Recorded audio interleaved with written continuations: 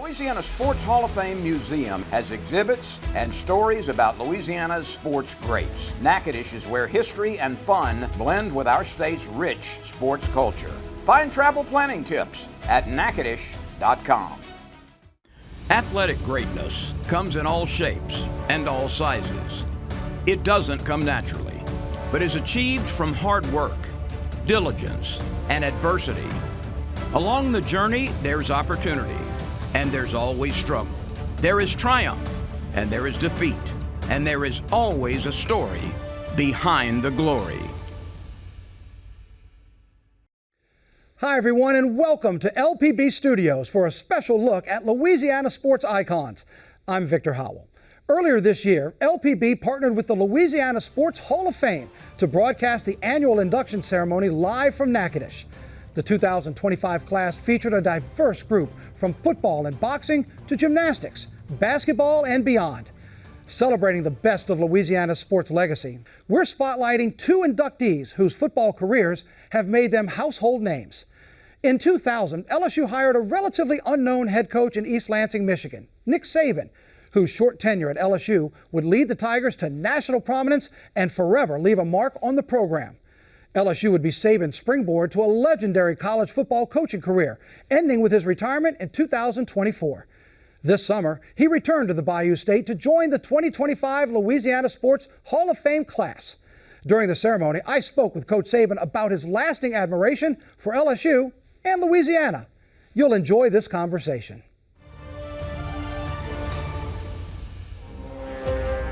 In the world of sports, there is often heated debate over the term greatest of all time. But most agree that when it comes to collegiate football coaches, Nick Saban is indeed the GOAT. We control it right here.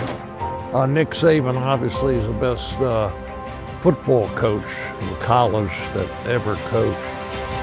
We create whether we win, we create whether we lose. You can't recruit the type of players he has without having the ability to connect. We're going to have an opportunity to win one more, too. I don't know that I could explain in words alone. I think everybody in Louisiana knows how he pushed his coaches. We could spend hours listing his accolades and achievements from a coaching career that spanned 4 decades, including 7 college football championship titles.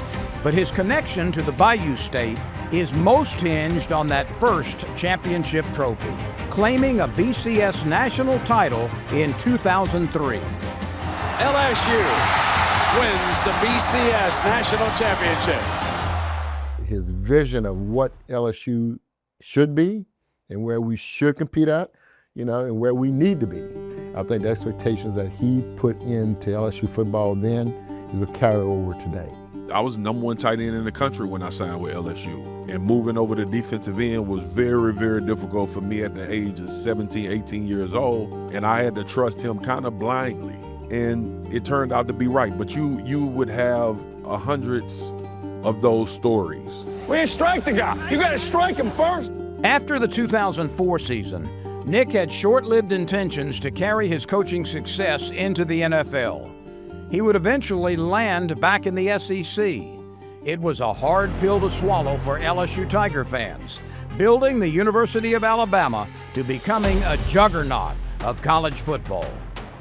And what I would like for every football team to do that we play is to sit there and say, I hate playing against these guys. Being around Coach Saban and playing for Coach Saban, just how good of a leader he is, how consistent he is, and it's earned, not given, when you play for Coach Saban. I'm so proud of this guy for what he's done this year. I can't even tell you. Former players, coaches, administrators, media professionals, and even talking ducks have all advanced in their respective career paths thanks to defining character traits that Saban preached every day. Commitment, discipline, effort, toughness, and pride.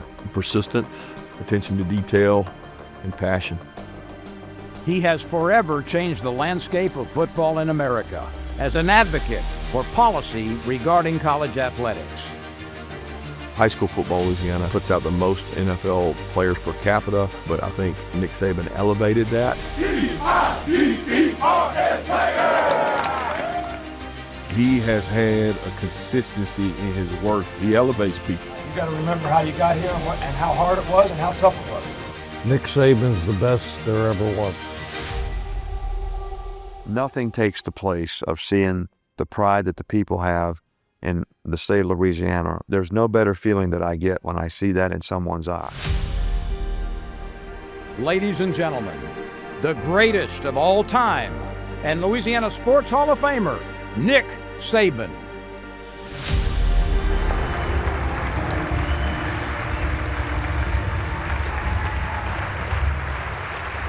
Thank you very much. Thank you. Congratulations, Coach. Good to see you. Thank you. You know, one thing I'd like to say before I get asked a question is I'd like to thank all the people in the state of Louisiana, the administration at LSU, who gave me an opportunity and trusted and believed in me like nobody else did. It's the first job I ever had at LSU.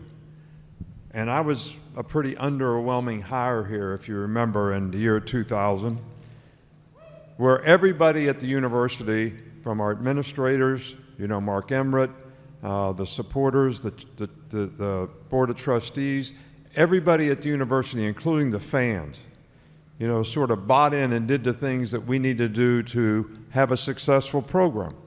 Because you might not remember, but when I took over, we were 3-8. And I always tell the story that, you know, we'd just gone 10-2 at Michigan State, and I was disappointed in our administration there because of their lack of commitment to what we wanted to accomplish and what we wanted to do. So I was interested in the LSU job. So Mark Emmerich, Richard Gill, Charlie Weems, Stanley Jacobs comes and meets me in Memphis secretly to interview for this job. And they offered me the job, but I said, I can't take the job. I've never been to LSU before. I don't know what it's like.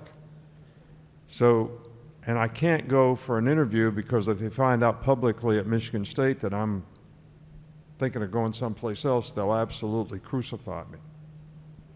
So I send Miss Terry. This is the God truth. To interview. And Delane Emmerich, Mark's wife, showed her around for 2 days. They saw billboards of who LSU wanted to hire. My name wasn't on there. But anyway, she spent 2 days, so I called and I say, well, what'd you think? And she said, man, this place needs a lot of work. She said, the stadium's in bad shape. They don't have no academic facilities. They have no academic support center. The players are not doing well academically. She said, you have to get in a bus and ride to practice every day from the campus because the facilities are separated. The coach's offices are in a bank building and very unimpressive. I don't know how you would recruit there. But she said, I went in the weight room today, and they got some damn good-looking players. So that's how I took the job. But then when I got there and I saw what she saw without seeing any players, before I went into press conference, I went in a corner and talked on the phone and I said, Terry, this is not really what I thought it might be after your interview. And she said, put your big boy pants on and get your ass in the press conference and go to work. So that's what we did. And that's how you got down here. By the way, 4 minutes in, this is the best interview I've ever done. I'm going to go ahead and just put that down right there. When you talk about having the players, one of them, and we just asked him about being here with you as a coach, but your thoughts of the impact of the player like an Andrew Whitworth and the Marcus Spears to how you got to the success so fast in Baton Rouge. I know Andrew Whitworth's parents have to be proud of him, but there's nobody else in this room more proud of him because he is everything that I ever wanted a player to turn out to be. He's a great person, graduated from school, had a great career at LSU and a great career in the NFL. And, you know, that was always what we tried to establish for our players, is that they were going to have a chance to be more successful in life because they were involved in the program. You know, how we developed them as people, the importance of developing a career off the field, the work and commitment it took to develop a career on the field and have success, and Andrew epitomizes that. But there's a lot of other players that were at LSU that because of his leadership and some of the other fine leadership that we had on the team and with the coaches, but it was the commitment that the university made.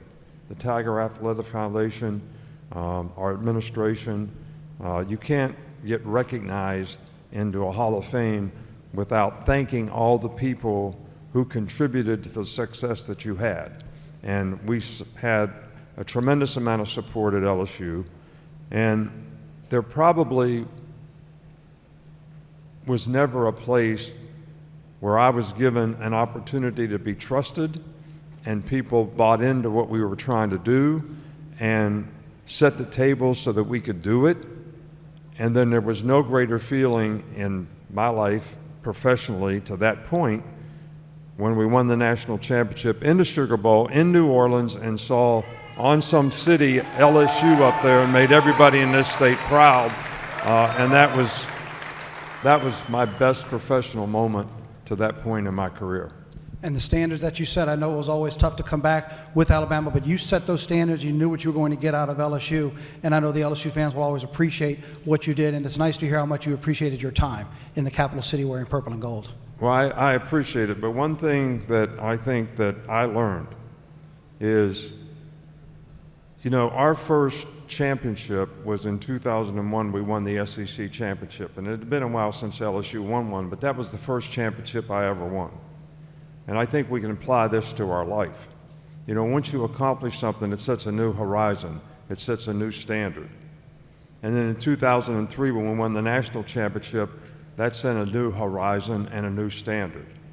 And to me, that contributed, and I'm very proud of the fact that that contributed to the iconic brand that LSU has and the state of Louisiana has, because a lot of people in this country look at this state through the athletic programs at LSU. And I think we raised the bar and raised the standard, and Skip Bertman had a lot to do with this because he was the athletic director. And he and I went and raised $15 million in 3 months to build an academic center so our players could graduate. But that was a part of the commitment to success. But I think that all of us, when we get rid of some of the self-imposed limitations that we have, and we accomplish something of significance, maybe small significance, it's a new horizon. And you do it the next time, and it's another new horizon. And then all of a sudden it becomes the standard. It becomes the standard for you, but it becomes the example for a lot of other people.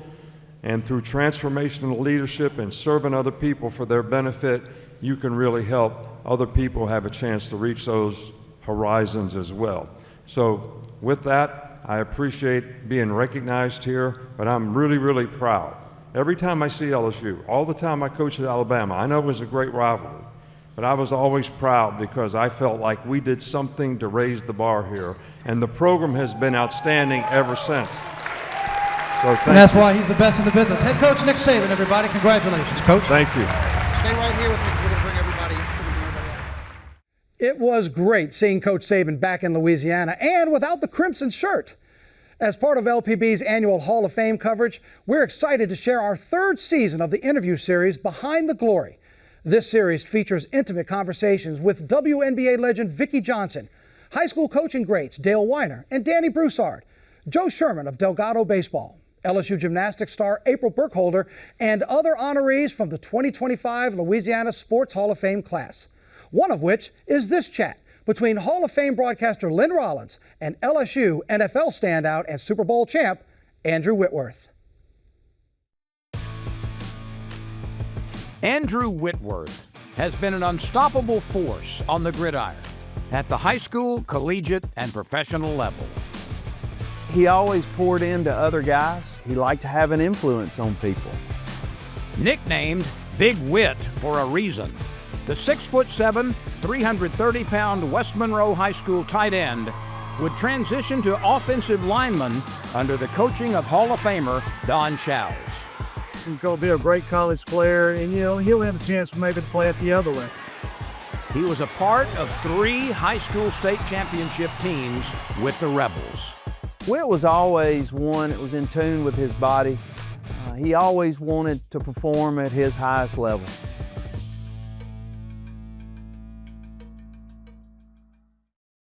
There are many reasons why Andrew Whitworth is in the 2025 Sports Hall of Fame class here in Louisiana.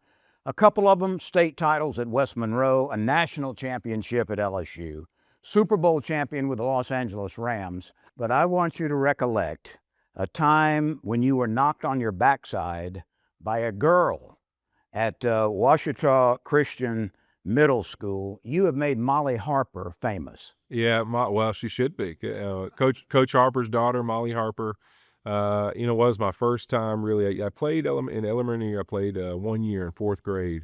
I played football, and I didn't really like it, so I didn't go back out. And finally, I got talked into, hey, you need to play real football. Forget Pop Warner stuff. Come up and play junior. Going into junior high, you should come play out on the team. And I was a basketball, baseball guy. I wasn't that excited about going out there. Put the pads on. I went out there, and they're like, you're the biggest kid. You're going to be great at football. When it came my time to go in line, I realized that the person I was going against had really long hair, and I had not noticed that in a lot of boys at that time. Sure enough, it was the coach's daughter, Molly Harper. She was our middle linebacker and probably our best player, and she trucked me. She did. The next thing I knew, I was staring up at the sky and wondering why I was in humidity, covered in grass and in full pads. And I always tell young kids that story when I get to go to schools because So that's not an urban myth. No, it's not an urban myth. I want them to understand that, listen, even somebody like me that you look up to that's playing professional football and you think that's the world, the first time I tried this, I was pretty low on the totem pole of football qualities. I got ran over by the coach's daughter. You have spoken about your love of participating and heartily recommend to parents that children participate in more than one sport, whether it be baseball or football or basketball. But the more sports you can participate in, the more it helps all of the sports and the person's character. Yeah, I think it's really important to continue to challenge yourself. You look at some of the most successful people in the world, it's really that ability to continue to grow and to adapt and to never say that I'm a finished product. And I think in young people, how do we prepare them for that? We prepare them for that by continuing to challenge their ability to learn new tasks. Let them try and kind of push them to try other things and other mechanics, because they're going to eventually learn how to master lots of different things if they do that.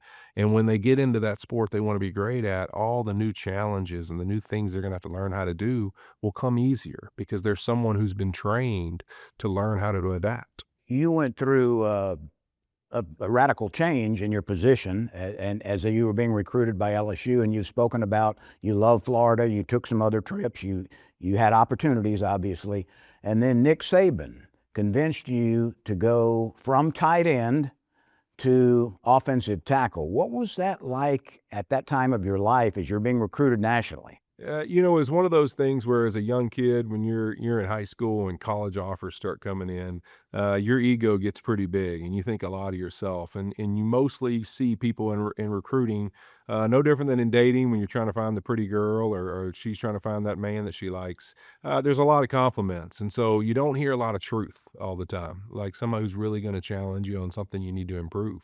And I'll never forget, Nick Saban was the one coach who sat in my living room with my parents and said, listen, he could play tight end, and I'm sure that might work out for him.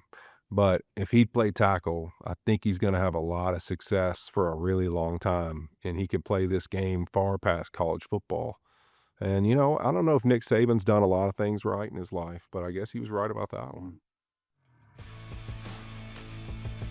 At LSU, Big Whit set a school record 52 starts with 920 snaps, 62 knockdowns, and 23 pancakes. Me and Whit battled a lot of days in practice, and I knew he was going to be an exceptional football player in college and in the pros. That was Nick Saban's first class. They set a standard here for the future players at LSU. He started all 14 games at tackle in LSU's magical 2003 championship season. He missed only one practice during his entire career, and that was to attend his graduation ceremony. He was a second-round NFL draft pick of the Cincinnati Bengals, where he redefined left tackle play. Walker instead, the pass out to the tackle eligible Andrew Whitworth for the touchdown. Whitworth was not just good, but a perennial All-Pro, capping off a 16-year career in the league as a champion with the Los Angeles Rams.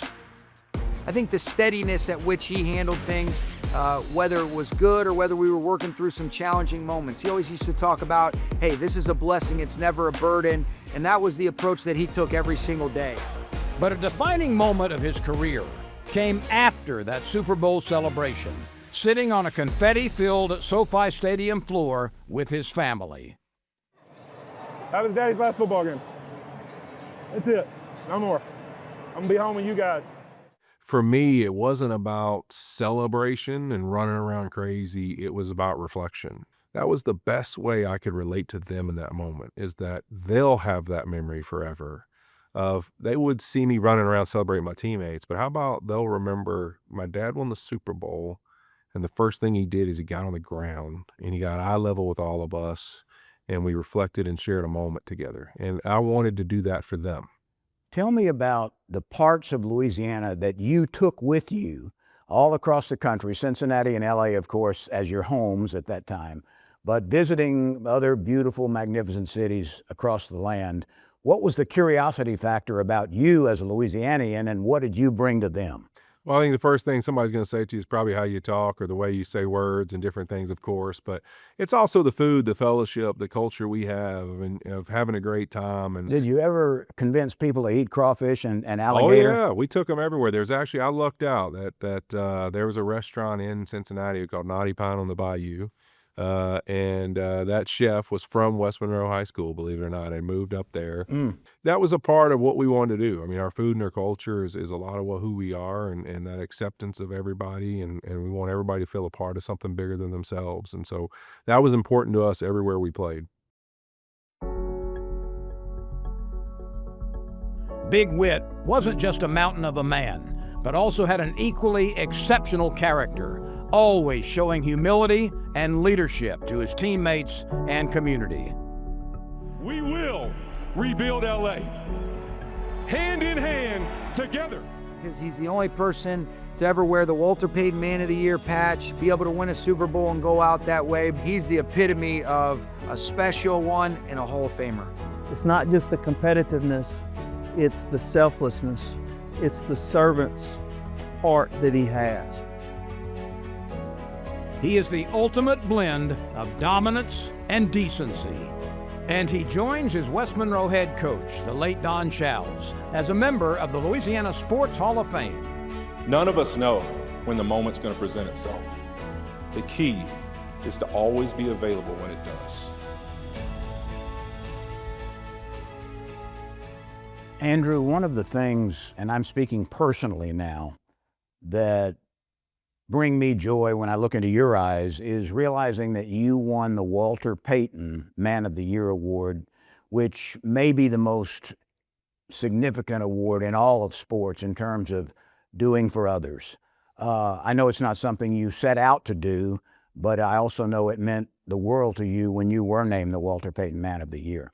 It did, because it was really a reflection on my wife and I's passion to make a difference in any situation we walk into, whether I was a community in Cincinnati or hometowns in Louisiana or those last 5 years in Los Angeles. I thought of it as really honestly a culmination of just all those things put together. You know, you think of Melissa was a Miss Louisiana here in 2003, and you know, Make-A-Wish was her platform and something she'd been a part of, granting wishes and doing that her whole life. And myself, since early days in Cincinnati, had been a part of the community, and her and I started a foundation together in Louisiana, giving out college scholarships, and then to Cincinnati and to LA and the things we got to do there.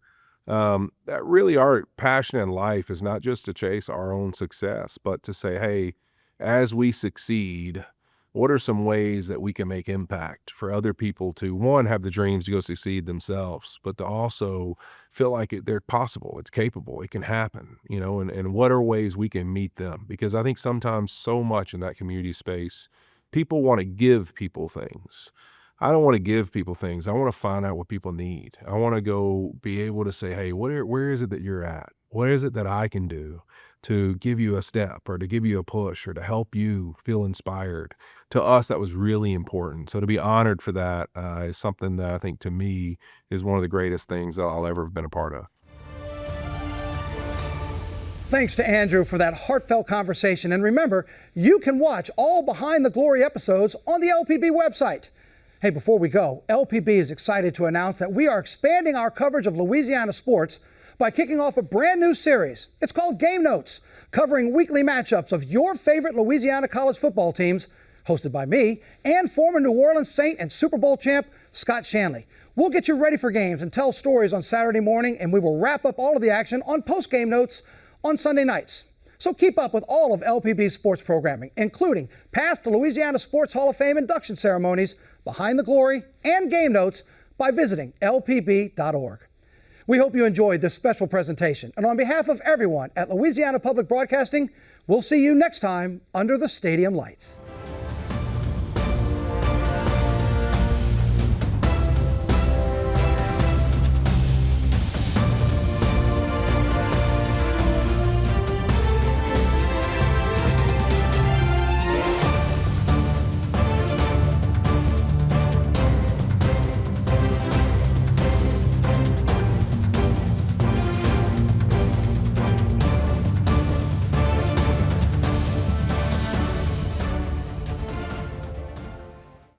Louisiana Sports Hall of Fame Museum has exhibits and stories about Louisiana's sports greats. Natchitoches is where history and fun blend with our state's rich sports culture.